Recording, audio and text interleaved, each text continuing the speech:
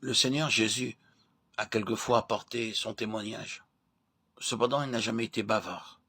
Dans l'évangile de Marc, il nous est dit plus d'une fois qu'il avait guéri des malades, tout en insistant pour que la nouvelle de la guérison soit gardée secrète. Cependant, dans Marc 5, 19, il nous est rappelé qu'après avoir guéri un homme possédé par un démon, il lui a dit « Jésus ne le lui permit pas, mais il lui dit « Va-t'en dans ta maison, vers les tiens, et raconte-leur tout ce que le Seigneur t'a fait et comment il a eu pitié de toi. » Nous pouvons dire quelles grandes choses le Seigneur a faites pour nous, mais nous ne devons pas les publier à qui veut les entendre, ni tout exposer, car en agissant ainsi, nous mettons à découvert nos racines. Il est essentiel que certaines de nos expériences demeurent cachées. Tout exposer, c'est tout perdre.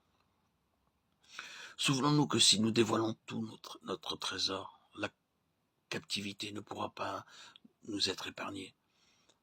Si nous mettons à nu nos racines, nous nous rendrons vite compte que nous les avons exposées aux attaques de l'ennemi.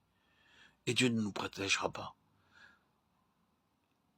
S'il désire que nous apportions un témoignage, nous devons le faire avec sa grâce, puisqu'il nous le demande. Mais nous devons garder cachées toutes les autres expériences.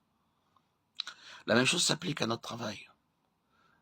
Par sa grâce, Dieu a accompli quelque chose à travers nous.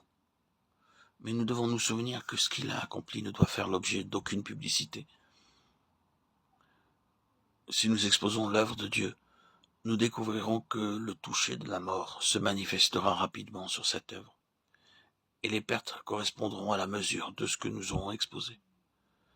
Ce principe est illustré dans 2 Samuel 24.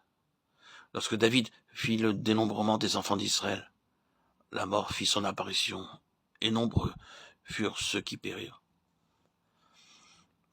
Notre histoire secrète avec le Seigneur doit être préservée, en dehors de ce qu'il veut que nous partagions. Ce n'est que lorsque le Saint-Esprit nous le demande intérieurement que nous devons oser l'exposer.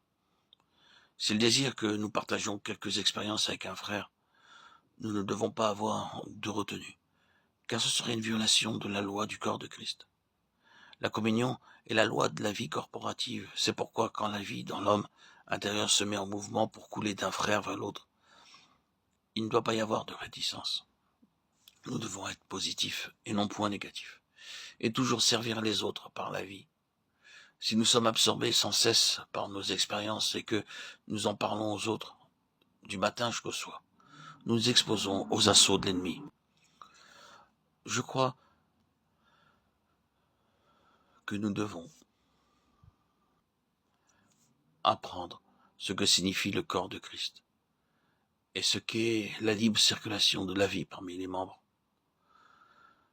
Mais je crois que nous devons apprendre aussi à sauvegarder ce qui fait partie de notre intimité avec le Seigneur en tant que membre de son corps.